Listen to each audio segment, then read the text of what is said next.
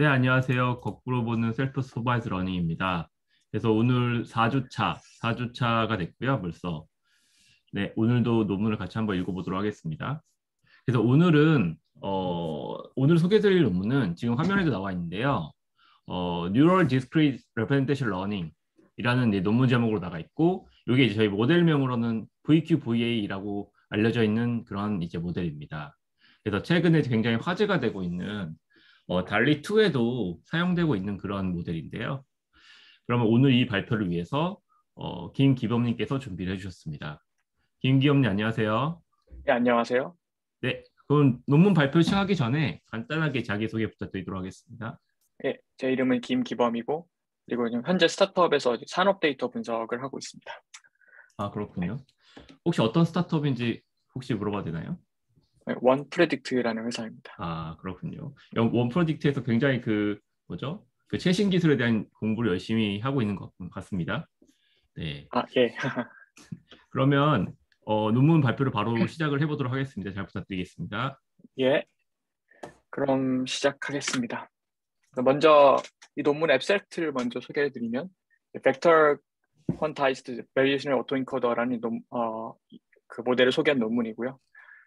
기본적으로 VA와 굉장히 유사한 형태를 띠는데, 그 차이점이라면 인코더 네트워크를 거친 결과 디스크리트하다라는 거고요. 두 번째로는 프라이어가 VAE와 달리 스태틱하지 않고 학습이 가능하다는 점입니다. 그리고 이런 discrete latent representation을 학습하기 위해서 vector quantization 이라는 아이디어를 사용을 했고요. 그리고 마지막으로 이제 VQ 방법을 사용하면 이제 VAE에서 posterior collapse라는 문제가 종종 발생하는데 이런 문제를 피할 수 있고, 그리고 이미지, 음성, 비디오 등의 다양한 데이터에 비해서 그런 데이터들에 대해서 굉장히 잘 학습과 제너레이션이 된다는 것을 보였습니다. 그래서 그 본 논문을 소개하기 전에 간단하게 이제 그 이 논문에 기본적으로 사용하고 있는 개념들을 소개해 드리면요. 오토 인코더 같은 경우에는 데이터가 들어가면 그 인코더, 디코더를 거쳐서 마지막 부분에 그 인풋 데이터가 그대로 나오는 이런 형태의 구조의 네트워크이고요. 어, 네, 기본 목적은 레이턴트 벡터를 잘 추출하자라는 겁니다. 중간에 있는 그러니까 인코더를 거친 그 이제 벡터가 이제 그 레이턴트 벡터고 그 네네, 이거를 이제 다시 디코딩하면 이제 원본 데이터가 나오게 만드는 거죠. 그리고 이제 그 네, 이후에 나온 게 이제 베리에이션 오토인코더인데 이거는 이제 오토인코더와 비슷한 형태를 띠고 있는데 다만 여기는 인코딩의 어떤 디스트리뷰션을 뭐 노멀 디스트리뷰션 같은 걸로 이제 프라이어로 만들어서 그 좀 더 학습을 제약사항을 두는 거고요. 이거는 어떤 뭐 레이턴트 벡터를 추출하는 목적보다는 좀 제너레이티브 모델의 목적이 좀 강합니다. 네네. 저 그냥 갑자기 퀵 퀘스천이 들었어요. 근데 이제 사실 저도 대학원생 때 그랬고 사실 여기 계신 분들 많은 분들도 그러실 수도 있을 것 같은데 이거 레이턴트 벡터 왜 구하는 거지? 레이턴트 벡터의 의미가 뭐지? 막 그런 질문이 있을 수도 있거든요.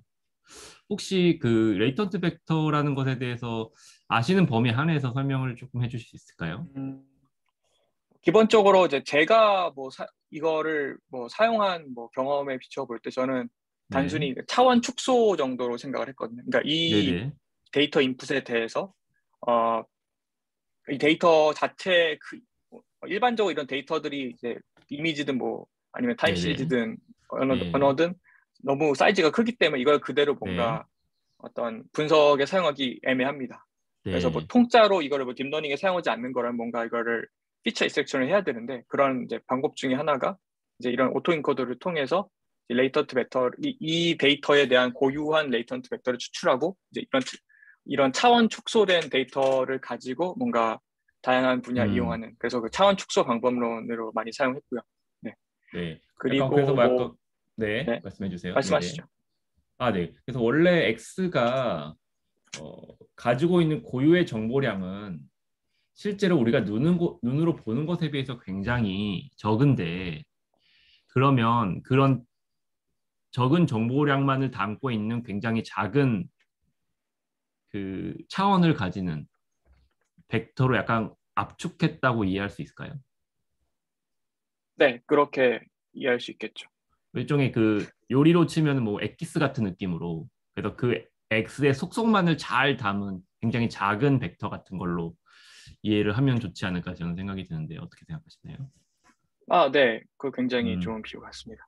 네네, 알겠습니다. 그리고 뭐 조금 다른 용도로는 이제 제 그 음, 회사에서 이제 음. 어노멀리 디텍션 쪽을 많이 하고 있는데 아, 이쪽 네. 분야에서 이제 오토인코드를 좀 다른 방식으로 사용합니다. 이거는 아, 그러니까 그렇군요. 이런 레이턴트 벡터 자체를 사용하는 게 아니라 네. 이제 이걸 학습을 진행할 때 이제 리컨스트럭션 에러를 사용하잖아요. 이제 네네네네. VA이든 A이든. 네. 그런데 그 어떤 노멀한 그러니까 그 정상인 데이터들을 엄청나게 많이 이제 학습을 시키면 그러면 네. 이제 인코더와 디코더가 이제 학습이 되잖아요. 네. 그러면 그 노멀 데이터의 분포를 잘 압축하고 잘 그 압축 해제하는 그런 이제 인코드 음, 디코드가 생성되는데 어 네. 그 이제 만약에 이상한 데이터 어노말 그러니까 이 분포에서 벗어나는 이상한 어노말리가 이제 들어가는 경우에는 이 리컨스트럭션 에러가 되게 커지게 됩니다. 그러니까 이런 식으로 그러니까 그래서 이제 어노멀리 디텍션 리컨스트럭션 그 에러를 기반으로 이제 이 어떤 인풋 데이터가 이상한 데이터인지 아니면 그 정상 데이터인지 이제 판별하는 그런 용도로도 이제 오토인코더를 사용을 하고요. 네. 그렇군요.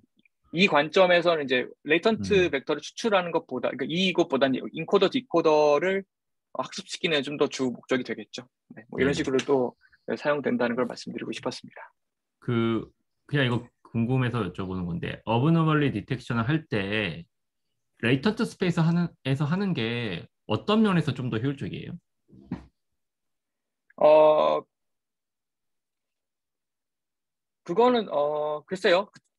딥러닝이라는 어떤 제너럴한 방법론 입장에서만 떠오르는. 그러니까 이제 아, 보통 네네. 우리가 뭐, 그러니까 어떤 도메인 널리지 기반으로 이제 음, 피처 익스트랙션을 해가지고 하는 거에 비해서 우리가 그 어떤 데이터, 도메인에 대해 잘 모르는 것들을 그러니까 잠재되어 있는 그런 모르는 어떤 피처에 대해서, 이제 그 오토인코더라는 뭐 딥러닝 메소드를 통해서 이제 그거를 그러니까 인코더 디코더를 통해서 그걸 판별해낼 수 있다. 뭐 아, 이렇게만 그렇군요. 생각이 듭니다. 네. 뭐 이렇게도 이해할 수 있을 것 같아요. 그런 어브노멀리 디텍션을 위해서 잘 필요한 그런 그 속성을 잘 끄집어내서 압축한 인코더가 따라 있을 수 있다.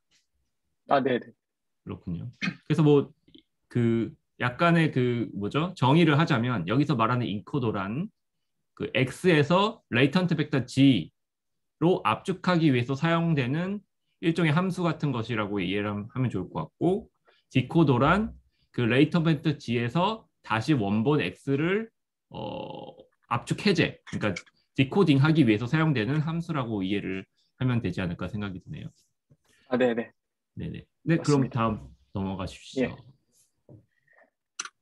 그래서 이걸 뭐 간단하게 그 두 개의 차이를 이제 모식적으로 나타내면 이제 네, 그 다른 이제 오토인코더 같은 경우에는 네네. 레이턴 벡터를 그러니까 인코더에서 뭐 레이턴 벡터, 디코더 이런 식으로 바로 이어지는데 이제 그 베리에이션 오토인코더 같은 경우에는 이제 음, 그 프라이어를 뭐 여기서는 이제 노멀 디스트리뷰션을 준다고 한다면 이제 그 노멀 디스트리뷰션의 이제 스탠다드 디베이션 벡터 그다음에 그 민 벡터 이 두 개를 이제 이 벡터까지 한꺼번에 학습을 하고 이거를 그 명시적으로 이렇게 나타낸다는 차이가 있습니다. 뭐 조금 더 말씀드리면 이제 이런 것들을 이제 그, 그 학습 구조에 넣기 위해서 리파라메트리제이션 트릭 같은 걸 사용하기도 합니다. 오른쪽 그림이 오토인코더에 계시고 왼쪽 네, 그림이 베리에이션 오토인코더에 계시네요. 예, 맞습니다. 네, 그럼 알겠습니다. 예.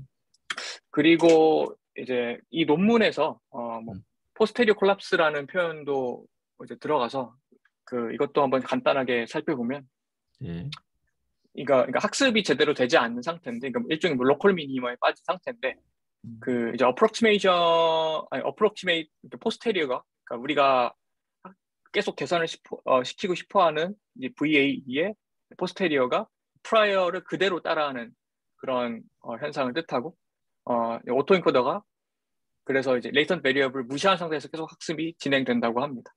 네. 그래서 그 뭐 네, 예를 들어서 네네. 네, 아니, 말씀하시죠. 말씀하세요. 네네. 아, 네, 그래서 뭐 예를 들어서 지금 그 그래프에서 이제 점선이 뭐 프라이어고 그 다음에 음, 그 이제 데이터가 이거 그 데이터가 계속 들어오면 들어올수록 이제 포스테리어에서 업데이트돼서 어떤 뭐 파이널 포스테리어 더 이제 그 모분포, 그러니까 데이터의 모분포에 가까운 모습을 보여야 하는데 이게 아니라 네네. 프라이어에 그냥 딱 고정이 돼가지고 더 이상 업데이트가 되지 않는 그런 현상이라고 할 수 있겠죠.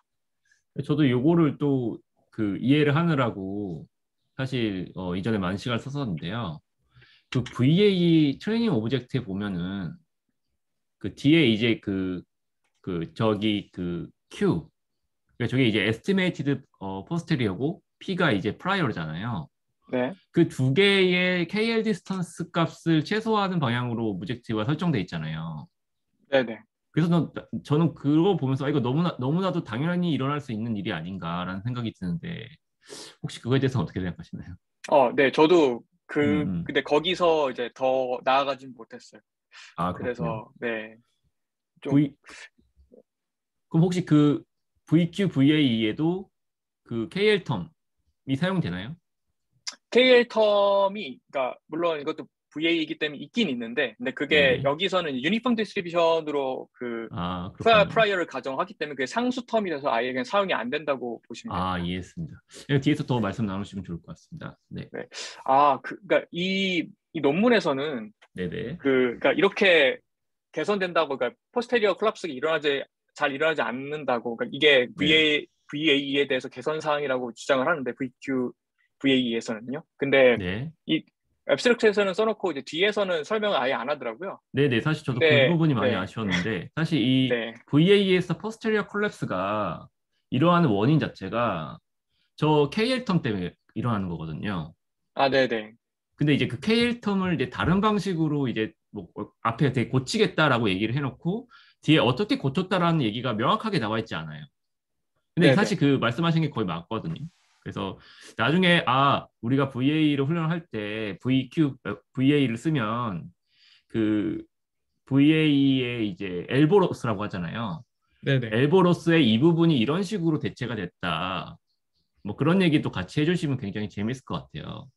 뭐 혹시 뭐 발표 자료에 포함이 안 되더라도 뒤 나오는 부분에서 저랑 같이 좀 디스커션 하면 좋을 것 같아요. 네, 좋습니다. 네, 그래서 이제 본 논문이 이제 VQ, VAE에 대해서 설명을 드리겠습니다. 네, 기본적으로 이 이제 모식도를 보시면 이제 뭐 여기서는 이미지가 예시인데 이제 인풋이 들어가서 그게 어떤 그 이제 레이턴트 임베딩으로 들어가고 그 다음에 그게 다시 디코더를 거쳐서 원본 이미지가 만들어지는 네, 이거 구조는 이제 오토 인코더라고 똑같은 이제 구조라고 볼 수 있고요. 근데 이제 앞서 말씀드렸다시피 이제 BQVA는 이제 벡터 퀀타이제이션을 이용해서 이제 2, 3 표현, 디스크리트한 이제 리프레젠테이션을 다루고요. 네, 네, 그리고 이제 VQ를 사용할 때 포스테리어하고 이제 프라이어 디스트리뷰션 이건 이제 2, 3 표현이니까 카테고리컬 디스트리뷰션을 이제 따릅니다. 네, 그리고 이제 이 분포로 생성된 샘플은 이제 임베딩 테이블을 인덱싱하고 그리고 여기서 이제 샘플은 이제 어, 이 레이턴트 벡터를 뜻하고요. 그리고 이제 네, 네, 이 임베딩이 만들어진 임베딩이 이제 디코더 입력으로 들어가서 이제 다시 이미지가 혹은 데이터가 이제 리컨스트럭션 되는 그런 형태를 가지고 있습니다.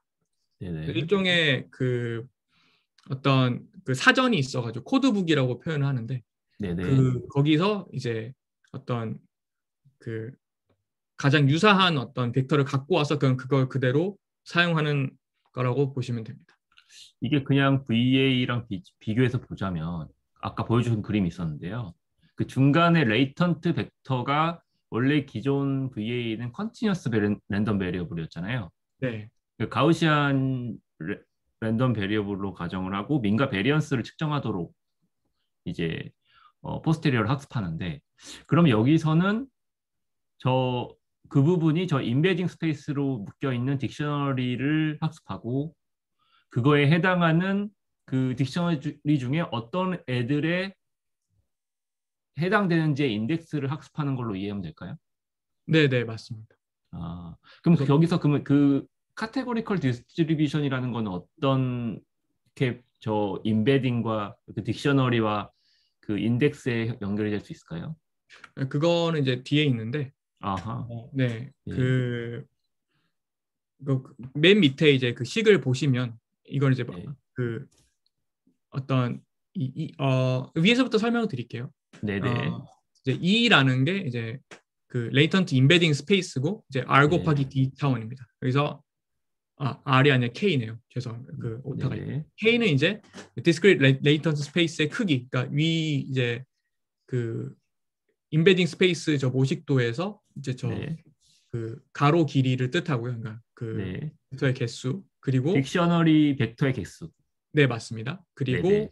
이제 D는 이제 각각의 벡터의 이제 차원을 뜻합니다. 그렇죠. 네네. 네, 여기서 뭐 이게 여기서는 1차원인데 뭐 이미지 같은 음. 경우에는 2차원을 씁니다. 네.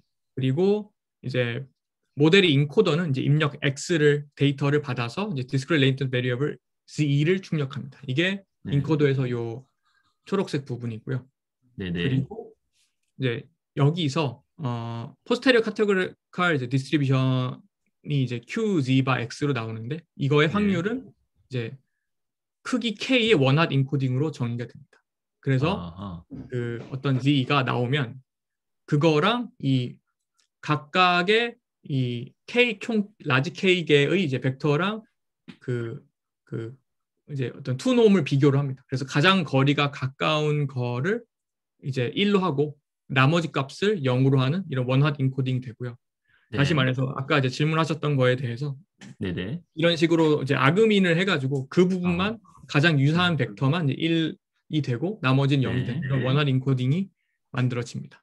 그래서 이런 카테고리컬 디스트리뷰션이 이제 생성이 되는 거고요. 그리고 이제 VA랑 약간 또 다른 점이 하나 있는데 네네. VA에서는 이제 그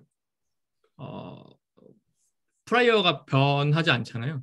그렇죠. 근데 여기서는 이제 그게 좀 업데이트가 되는 뭐 그런 차이가 있다고. 플라이어는 변하긴 변하죠. 민가 베리언스 네. 값은 계속 업데이트가 되는데 그렇죠. 기본적으로 모달리티 자체는 변하지 않는 것 같습니다. 네네. 근데 여기서는 네, 네, 잘 이해가 됐고요. 그러면 제가 계속 헷갈렸던 게 어떤 부분이냐면 저기 지금 가운데 G라고 되어 있고 파란색 그 직사각형에 숫자가 저렇게 박혀 있잖아요. 네네. 저게 원합 벡터랑 어떤 식으로 연관이 되는 걸까요? 저게 그러니까 제가 이해한 거로는 이제 원합 벡터 그러니까 저거는 이제 그 몇 번째 그 K 값을 각각 그 1로 두느냐 그걸 아하. 표현한 것 같습니다. 그럼 만약에 트레이닝 데이터가 10,000개예요. 네. 그럼 저기 G에 필요한 격자의 개수는 10,000개가 되는 건가요? 그래서 지금 제가 궁금한 거는 네네. 이미지 X 하나가 네. G로 인코딩이 되잖아요. 네. 근데 여기서 방금 말씀하시기로는 G는 원합 벡터라고 말씀해 주셨어요. 네네. 그렇죠. 그럼 그 원합 벡터는 정의에 따르면 하나의 인덱스에서 1값을 가지고 나머지는 다 0값을 가지는 거잖아요. 네네. 그럼 결국에 인티저 하나로 매핑될 수 있단 말이죠. 네네. 그러면 저기에 이제 저 격자 하나에 3, 2, 1, 53 이렇게 돼 있는 게 이제 저게 그 아마 인덱스를 의미하는 걸로 이해를 되고요. 네네. 그렇죠. 그러면은 숫자 이미지 하나, X라는 이미지 하나가 G라는 인티저 값 하나로 매핑이 된다고 이해하면 될까요? 네, 저는 그렇게 이해했습니다. 그리고 그 인덱스는 위에 있는 인베딩 스페이스라고 묶여 있는 그 딕셔너리에서 몇 번째 벡터를 가리키는지 표현한다. 네네. 그렇군요. 잘 이해가 되는 것 같네요. 그럼 여기서 카테고리컬 디스트리뷰션이라고 하는 거는 결국에는 G의 분포인데 그럼 네네. G가 이제 우리가 K개의 K라는 디멘전을 가지는 원합 벡터라고 아까 말씀 주셨잖아요. 네네. 그러면은 예를 들면 K가 10이라고 하면 0부터 9까지의 인덱스를 어떤 확률로 가지게 될 거에 대한 카테고리컬 디스트리뷰션이라고 이해할 수 있을까요? 네, 저는 아하. 그렇게 될 것 같습니다. 그럼 만약에 저 그 가운데 그 그림에서 가운데 그 파란색 격자 G를 표현한 파란 숫자에 예를 들면은 1부터 0부터 9까지의 인덱스가 같은 숫자로 존재하게 되면 카테고리컬 디스트리뷰션 유니폼 디스트리뷰션이 되는 거죠, 그냥. 네네. 네. 잘 알겠습니다. 네, 너무 클리어합니다. 네, 감사합니다. 혹시 다른 분들도 이해를 못하신 부분이 있으면 채팅창에 네, 남겨주시면 좋을 것 같네요. 네, 진행 부탁드리겠습니다. 예. 그리고 이제 디코더 부분으로 넘어가는데요. 이제 예. 디코더의 이제 인풋 ZQ를 이게 결국 이제 레이턴트 벡터가 되는데 이 ZQ를 얻기 위해서 이제 아래와 같이 이제 임베딩 스페이스 E에서 이제 ZE와 가장 가까운 원소 EJ를 찾습니다. 그래서 네. 이제 그 이 ZE하고 이제 EJ를 하나하나 비교를 해서 그거에 이제 가장 그 낮은 값의 투놈을 갖는 이제 K 값을 찾고 그 이 K가 이제 GQ의 값이 됩니다. 네네. 네. 그렇고 그런데 이제 이렇게 정의가 돼서 이제 결국 뭐 CNN을 거쳐서 이제 이미지가 리컨스트럭션 되는데 그럼 이제 그 학습이 어떻게 되는지를 좀 설명을 드릴게요. 네. 일단 GQ를 계산하는 식을 이제 앞에서 보시면 이제 아그민이잖아요. 이제 아그민에서는 이제 그레디언트가 흐를 수가 없어요. 그렇죠. 그래서 GQ로 들어온 그러니까 이제 그 로스를 이제 맨 뒷단에서 계산을 하고 이제 그레디언트를 그대로 G2에 복사하는 형태로 이제 그 인코더 쪽으로 그레디언트를 보냅니다. 다시 말해서 저 네네. 보라색 저 박스 이제 오른쪽 박스에서 이제 그 로스가 들어오면 그다음 그거를 그 월핑을 해서 중간에 이제 빨간색 선이 이건데 월핑을 해서 그쵸. 여기서 그 그레디언트를 그대로 이제 복사 붙여넣기 합니다. 이게 디멘션이 그러니까 똑같기 때문에 가능한 거고요. 그렇죠. 네. 그때는 거의 그 GQ 요게 요거라고 그냥 이퀄로 놓는 거라고 이해하면 될까요? 네, 그러니까 그레디언트에 대해서는 그렇죠. 그러니까 그렇죠. 그 네네. 네, 차이값만 아마 이걸로 그대로 둘 겁니다. 네. 아, 그러면 포워드 프로파게이션 할 때는 아까 설명해 주신 것처럼 아그미네스. X에서 인덱스로 코딩을 하고 그 인덱스에 가장 맞는 벡터 값을 가져와서 여기에 이제 GEX는 뭐 2라고 해야겠네요. 여기는 이제 뭐 어떤 벡터 하나다 뭐 이런 식으로 가고 그게 이제 프로파게이션에서 이쪽으로 가고 백 프로파게이션 할 때는 이렇게 쭉 와가지고 여기서 이거 그냥 무시하고 그냥 바로 여기로 넘어와서 이제 바로 백 프로파게이션이 진행되는 네네. 네 이렇게 이해하면 될까요? 예, 맞습니다. 알겠습니다. 네 계속 부탁드리겠습니다. 예. 그리고 이제 이제 학습에 대해서 좀 더 디테일하게 설명을 드리면 그 아까 위에 두 개는 설명을 드리고요. 그 다음에 로스 펑션은 아래와 같습니다. 그래서 세 개의 텀으로 이루어지는데 첫 번째 항은 이제 리컨스트럭션 로스로 이제 인코더, 디코더를 모두를 이제 최적화를 하고 여기서 이제 방금 이제 말씀하셨던 그 네네. 이제 그 그레디언트 복사 붙여넣기가 이루어지고요. 네. 그다음에 두 번째 항은 이제 그레디언트가 이제 GQ에서 G로 바로 넘어가잖아요. 네. 그래서 아까 말씀드렸다시피 여기는 인베딩 이제 E도 그 학습을 시켜야 되는데 여기서는 로스가 그레디언트가 전해지지가 않습니다. 그래서 인코더로부터 뽑혀 나온 G와 비슷해지도록 E를 업데이트를 하는 방식을 뜻합니다. 그래서 네. 이거를 보면은 이미지의 어떤 로스가 이제 만들어지면 그걸 이제 그레디언트 백프로파게이션을 통해서 이렇게 뒤로 앞으로 전해지잖아요. 네네. 그런데 이 임베딩 스페이스에서는 로스가 전해지지 않기 때문에 그래서 이 리컨스트럭션 로스가를 통해서 이 Z 쪽도 이제 학습이 되잖아요. 네네. 그리고 그와 이제 병렬적으로 이 Z2하고 요 임베딩 스페이스 요 사이에 네.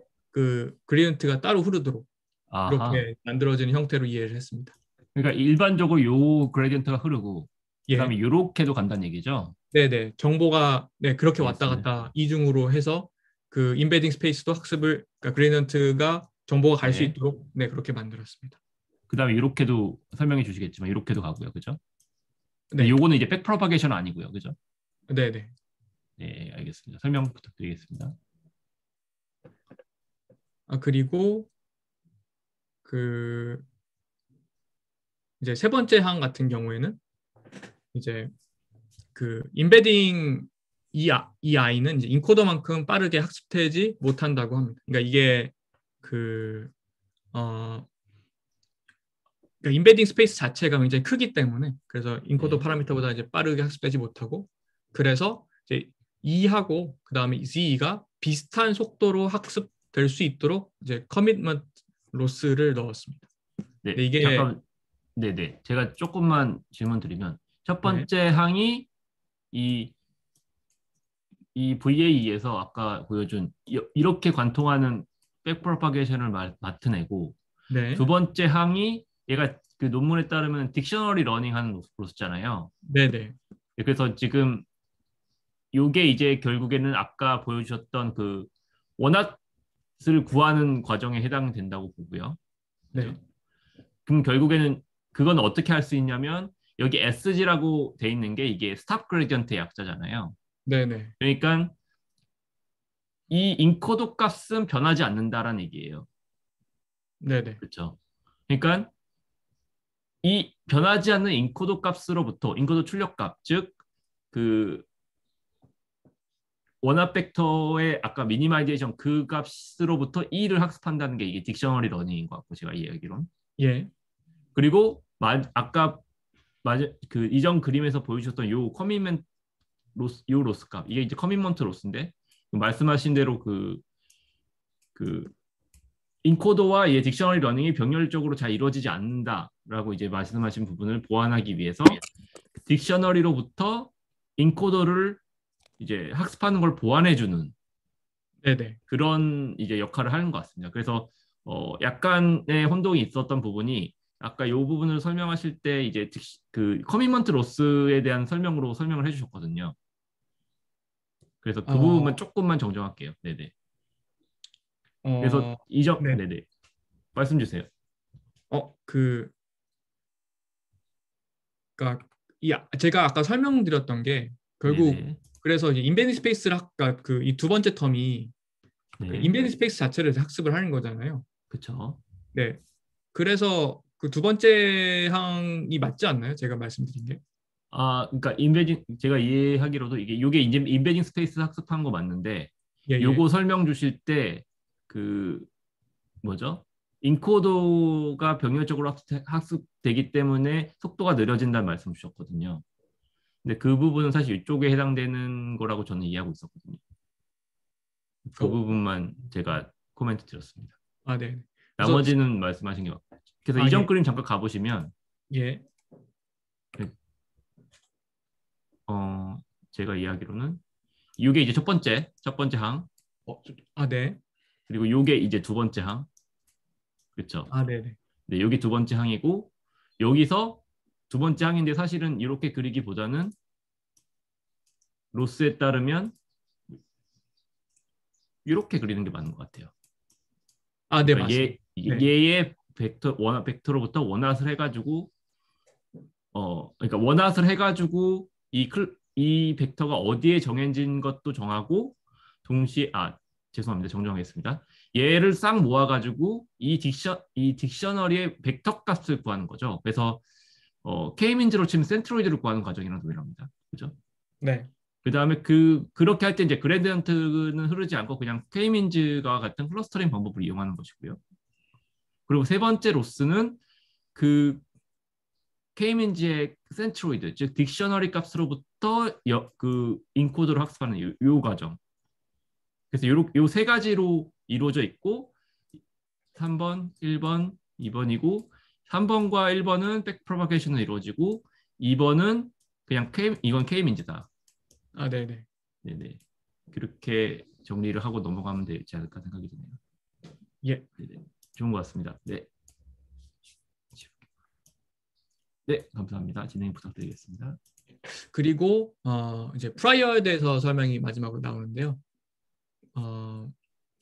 그 이제 프라이어 디스트리뷰션 D는 이제 카테고리컬 디스트리뷰션이고 D에 대해 오토리그레시브하게 그 만들어질 수 있다고 합니다.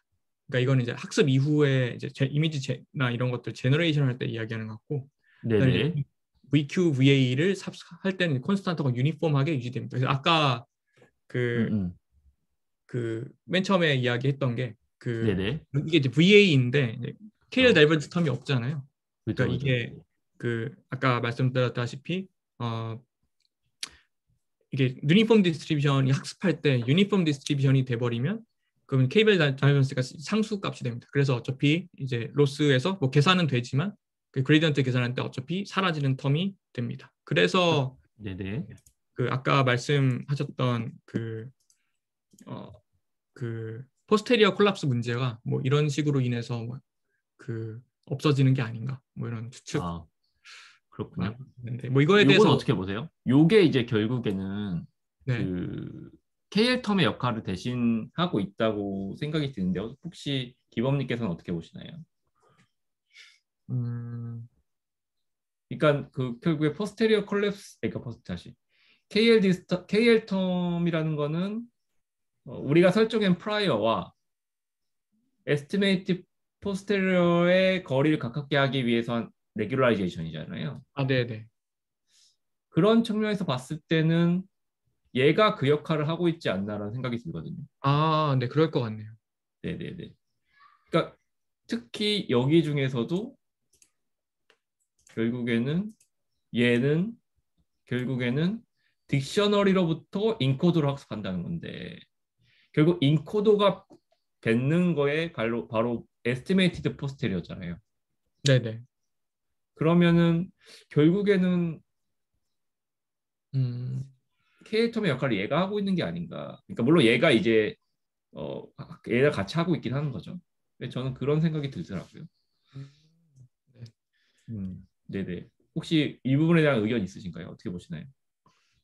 그 말씀하신 건 이해는 했는데, 네. 아무튼 그 그래서 그 뭐 포스테리어 콜랍스 뭐 이런 거는 뭐 일단 뭐 논문에 일단 소개는 안 돼 있으니까 뭐 그건 그렇죠, 뭐 그렇죠. 네네. 여튼 말씀하신 대로 그게 그 이제 KL 다이버전스 텀을 좀 대체하는 느낌이 확실히 있네요. 네. 그리고 막 이런 생각도 들었어요. 실제로 가우시안으로 모델링을 하고 그거를 민이랑 베리언스로 결국 그 측정을 해가지고 그 프라이어를 묘사하는 것보다 이렇게 그 데이터가 충분히 그러니까 데이터가 충분히 뭐 당연히 많은 경우인데 이런 식으로 K민즈로 이거를 그러니까 딕셔너리를 두어서 이 레이턴트 스페이스의 어, 묘사를 딕셔너리를 기반으로 하는 게 조금 더 구체적이지 않나. 그러니까 가우시안으로 퉁치기는 너무 추상적이고 이런 식으로 아예 요 레이턴트 스페이스는 K개의 카테고리를 가지고 있고 그거에 대한 각각의 중심값은 요 딕셔너리라는 걸로 정리를 할 수 있다고 아예 좀 이게 간단하게 명료화 구조를 잡아주는 게 오히려 학습하기는 좀 더 쉽지 않을까라는 생각이 들었습니다. 물론 제 뇌피셜이긴 하죠. 그 말씀은 좀 더 이게 음. 좀 더 강한 가정이라고. 저는 그렇게 생각해요. 맞아요. 저는 아, 그렇게 생각해요. 강한 가정이고, 네. 어, 네, 강한 가정인 거죠.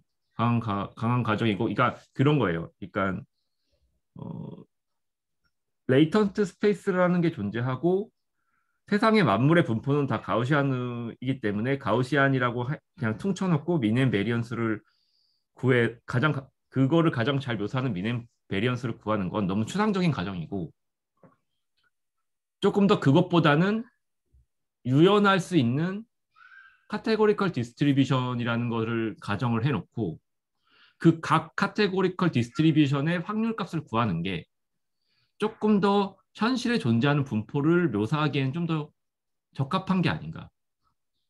뭐 이런 거죠. 예를 들면 가우시안이라는 이런 게 이런 거잖아요. 그럼 미넨 베리언스를 구한다는 게 결국 요거랑 네네. 요걸 구하는 거잖아요. 근데 이제 세상의 모든 분포가 이렇게 유니모달하지 않은데 카테고리컬 디스트리뷰션은 이런 거잖아요. 사실 뭐 각각 이런 식으로 다 다른 네네. 확률값을 가지고 결국 요 값 하나를 다 우리가 추정을 하겠다는 거잖아요. 그럼 현실에 얘가 맞는가, 얘가 맞는가. 뭐 만약에 피팅이 된다 하더라도 얘도 얘를 충분히 피팅할 수 있잖아요. 뭐 네. 이런 식으로 하면은 피팅이 되는 거고.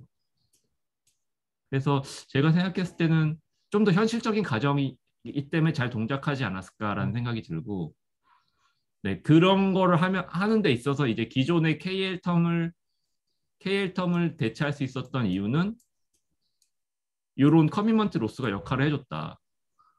네. 그래서 저는 그렇게 봐요. 약간 그 재용님께서 말씀하신 거에 제 생각을 조금 더 덧붙이면, 그러니까 아까 이제 그리신 거에서 결국 그러니까 유니모달은 사실 굉장히 좀 강한 가정이잖아요. 그렇죠, 그렇죠. 네, 근데 카테고리컬 디스트리뷰션은 이제 그런 그 어떤 뭐랄까 형태적인 자유도는 확실히 높은데 그 면에서는 더 약한 어떤 가정인데 더 자유도가 높고, 근데 그 보통 이렇게 그 제약이 이제 약하면 약할수록 더 이제 일반적으로 학습시키기 어렵잖아요. 그렇죠. 네, 근데 반면에 이제 카테고리컬이니까 굉장히 덴스가 높잖아요. 포인트 바이 포인트. 그렇죠. 그래서 오히려 그러니까 이런 자유도가 높은 거에 비해서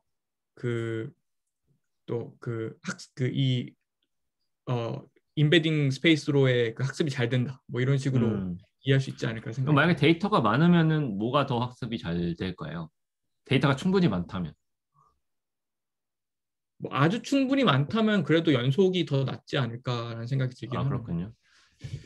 네, 뭐 저는 약간 이렇게 생각해요. 그러니까 어쨌든 이 아까 그린 대로 그 유니모달한 디스트리뷰션은 이거는 언노운 값이 두 개잖아요. 네. 미니랑 베리언스. 근데 이거 제 내피셜이긴 한데 카테고리컬 디스트리뷰션은 K 값에 따라서 언노운 값이 정해진 거죠. K계예요, K계 결국. 데이터가 충분히 많다면 우리가 이 K계의 확률 값을 다 충분히 추정할 수 있는 근거가 있고, 그런 경우에는 그러니까 넘버 오브 언노운이 훨씬 많음에도 불구하고 데이터가 충분히 많다면 이쪽이 더 잘 될 것이다. 네네. 근데 데이터가 별로 없어요. 없으면 조금 더 추상적인 가정이 잘 될 것이고, 뭐 두 개만 측정 에스티메이션 하면 되니까 네네. 이쪽이 좀 잘 될 것이다 라는 가정이 있는 것 같아요. 그래서 이거는 포스테리어 콜랩스를 우리가 어느 정도 해소할 수 있다 하더라도 데이터가 많다는 전제하에 가능하지 않을까라는 생각을 하고 있습니다. 네네. 그러니까 이제 좀 결과물을 간단하게 소개를 할 건데, 네네. 논문이 좀 아쉬웠던 게 결국 이게 막 그냥 기존 VA보다 압도적으로 뭐 좋은 성능이나 뭐 보통 일반적으로 논문이 그렇잖아요. 기존 거보다 더 좋다. 근데 네네. 이 논문이 이제 뭐 비슷하게 그 카테고리컬을 이제 소개했다가 굉장히 중요하긴 하지만 뭔가 그렇죠. 그 성능적으로 뭔가 더 좋다거나 뭐 속도가 더 빠르다거나 이런 것들에 대해서는 소개가 별로 안 돼 있는데, 그래서 뭐 그런 거에 대해 좀 아쉬움이 있습니다. 그러니까 맞아요. VA가 좀 전반적으로 어떤 이제 특성이 달랐는지 뭐 이런 것들에 대해서 좀 소개하면 좀 좋았을 뻔했는데. 사실 뒤에 익스퍼리먼트가 좀 힘이 빠져 있긴 하죠. 네, 맞아요. 네, 후대의 논문이 다 증명을 해줬기 때문에 사실. 네, 그럼 그 얘기를 바로 나눠보도록 하겠습니다. 네. 예. 익스퍼리먼트 같은 이제 그 소개를 드리면 컨티뉴스 베리어블을 사용한 모델하고 이제 비교를 해본 뭐 사이파 10을 이용해서 이제 VQ, VA 그리고 이제 밈코라는 이제 모델을 세 개를 비교를 했고요. 그래서 이건 리컨스트럭션 에러가 어떻게 되는지. 그래서 이 VA와 이제 밈코 같은 경우에는 컨티뉴스 베리어블 모델인데, 그래서 BQVA하고 그 비교를 해보니까 이제 네거티브 로그 라이클리후드가 뭐 비슷하게 나왔다. VA가 제일 좋게 나오고 뭐 BQVA는 뭐 그와 거의 유사하게 비슷한 값이 나왔다. 그래서 이렇게 디스크리트하게 그 레이턴트 베리어블을 설정을 해도 학습이 잘 된다는 거를 이제 보여주는 거였고요. 그 다음에 이제 값이 높을수록 좋은 거죠? 낮을수록 좋은 거 아닌가요? 낮을수록 좋은 건가요? 네. 이거 헷갈려가지고. VA가 제일 좋은 건가요? 그러면? 그렇지 않나요? 제가 이거는 처음 봐가지고 좀 찾다가 못 찾았는데. 네, 그러니까 디멘저널리티당 비트수가 높다는 얘기잖아요. 그러니까 이게 저는 약간 압축률처럼 봤는데, 그런 거예요. 저도 사실 정확하게 이걸 어떻게 구했는지는 잘 모르겠더라고요. 네, 딱히 써있지도 않고 그냥 빗닷 디멘전이라고 네. 디멘전이 써 있어가지고. 네. 혹시 채팅창에 요거에 대한 그걸 아시는 분이 있으면 좀 같이 좀 보완 설명 부탁드리도록 하겠습니다. 그래서 저도 요거를 봤을 때 이게 어떤 의미지? 그것도 중간값이에요. 얘가 좋다는 건가 나쁘다는 건가 막 그런 얘기 생각을 하게 됐거든요. 그래서 분명히 이제 논문의 어조로는 VA보다 좋다 막 이런 식으로 돼 있어서 그럼 높을수록 좋은 건가? 그럼 얘는 뭐지? 막 이런 생각이 들었는데 혹시 아시는 분이 있다면 채팅창에 얘기를 남겨주시면 좋을 것 같습니다. 네, 그러면 그 얘기는 그러면 혹시 채팅창에 나오면은 돌아와서 얘기하는 걸로 하고요. 계속 진행 알겠습니다. 부탁드리도록 하겠습니다.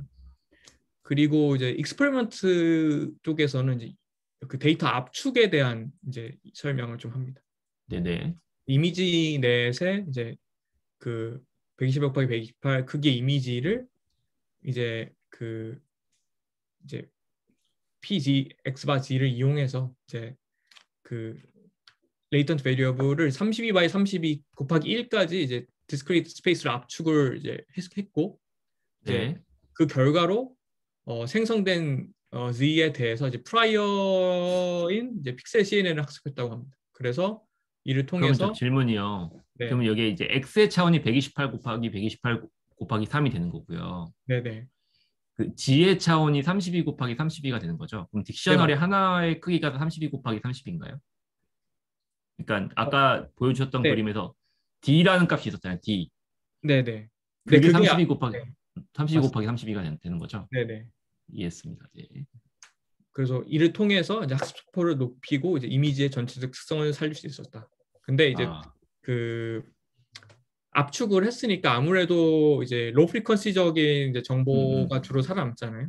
네네. 그래서 이제 뭐 그런 디테일한 것들은 좀 사라졌는데 그럼에도 불구하고 이제 왼쪽 그 밑에 그림에서 이제 왼쪽이 이제 인풋 트루 이미지고 그다음에 네. 오른쪽이 이제 리컨스트럭션 한 건데 뭐 잘 보이시는지 모르겠지만 약간의 이제 스무딩된 느낌은 있긴 한데 굉장히 이제 그렇죠. 전체적으로는 굉장히 비슷한 결과가 나왔다는 거고. 그러네요. 여기 약간 색깔이 옅어졌네요.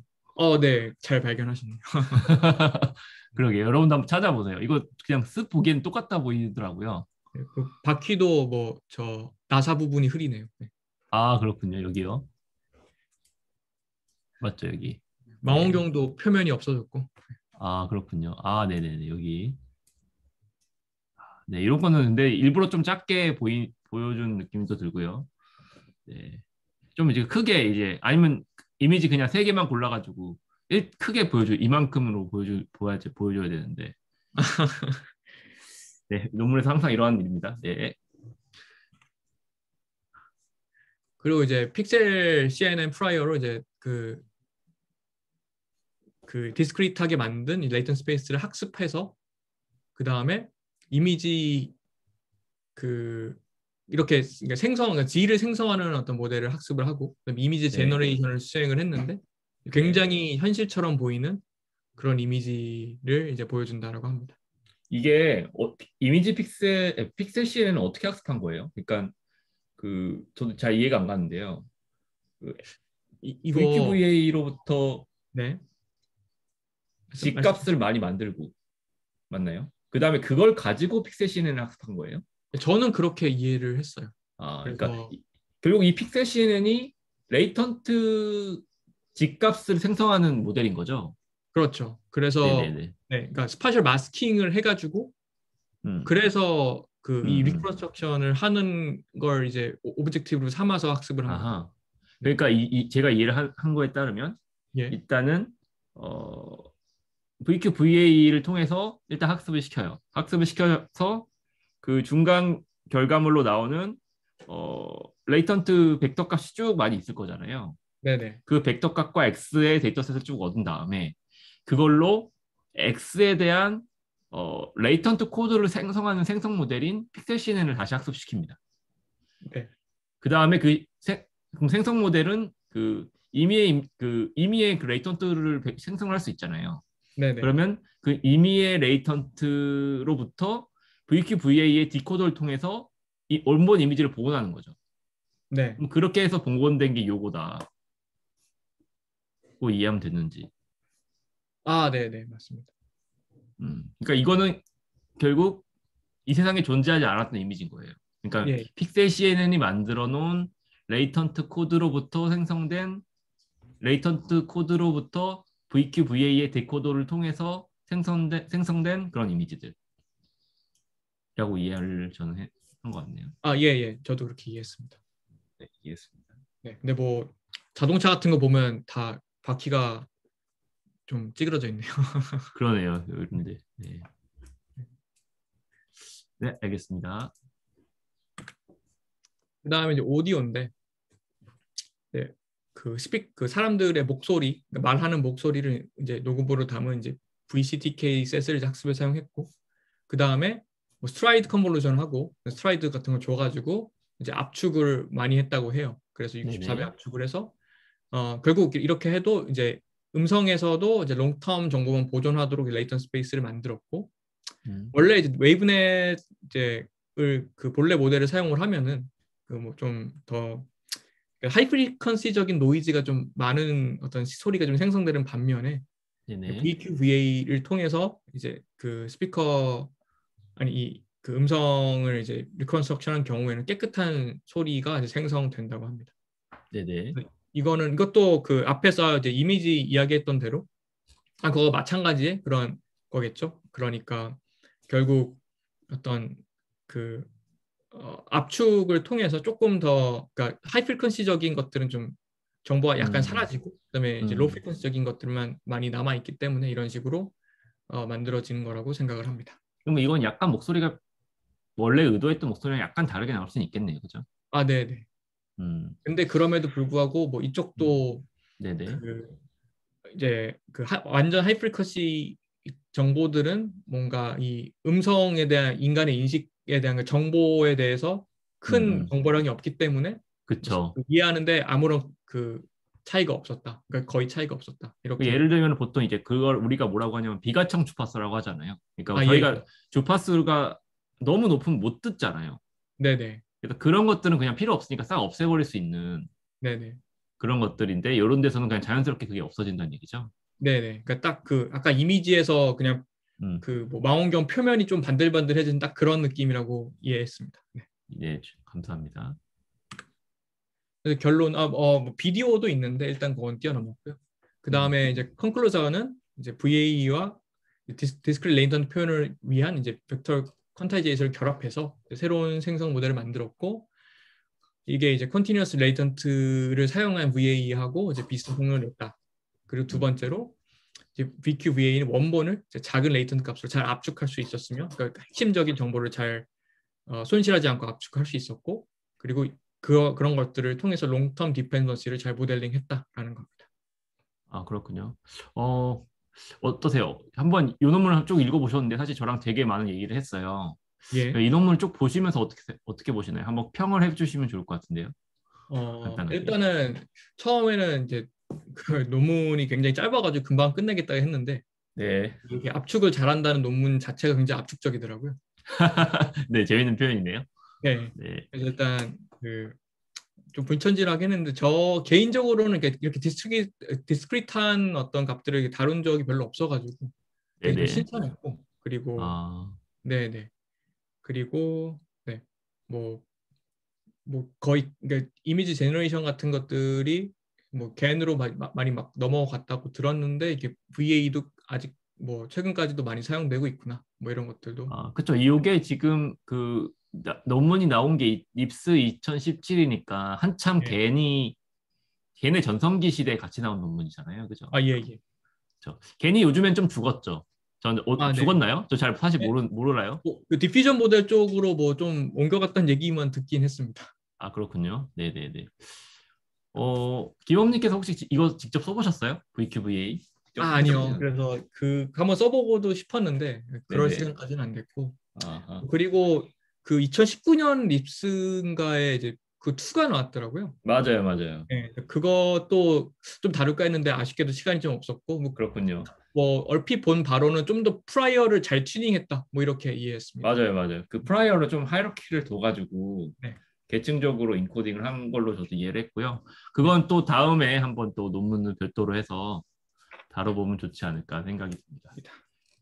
네, 오늘 발표 너무 감사합니다. 예. 잘 정말 준비해 주셔서 저도 너무 이해가 잘 됐고요. 여기 예. 오늘 오신 분들도 네, 전부 잘 이해를 하신 걸로 생각을 하고 있습니다.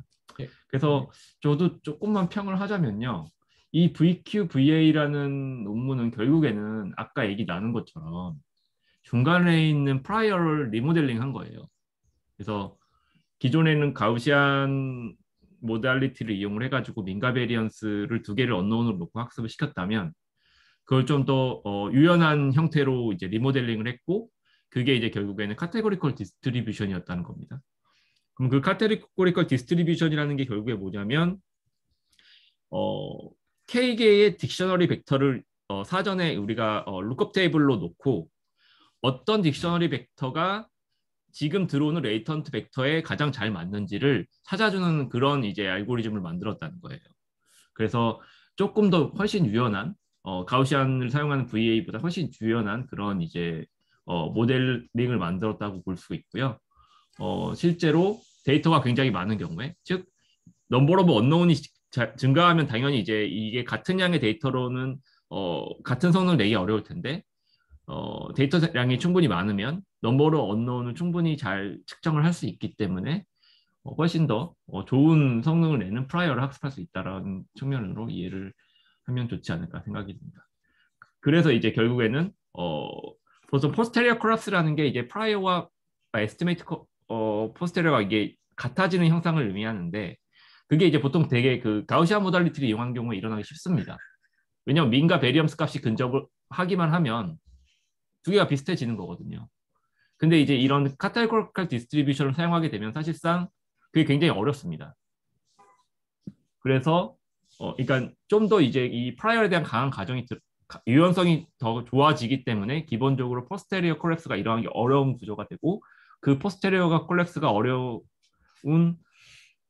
카테고리컬 디스트리뷰션이라는 프라이어를 잘 학습시킬 수 있는 커밋먼트 로스와 K-맨즈를 이용한 딕셔너리 러닝을 했다는 점이 사실 이 논문의 컨트리뷰션을 볼 수 있을 것 같고 뭐 아마 후대에 또 그 나온 논문들을 참고하자면 뭐 K-맨즈를 이용하는 방식에서 뭐 건벨 소프트맥스를 이용하는 방식이나 그런 거 방식도 같이 실험이 되는 것 같고요. 그런 얘기들은 또 저희가 나중에 다른 논문으로 같이 또 디스커션을 해보면 좋지 않을까 생각이 듭니다. 네, 이상으로 그러면 VQVA에 대한 논문 디스커션을 마치도록 하겠습니다. 네, 기범님 정말 잘 준비해 주셔서 너무 감사드리고요. 수고 많으셨습니다. 모두 그 좋은 설명 또 함께 같이 들었습니다. 감사합니다. 네, 감사합니다.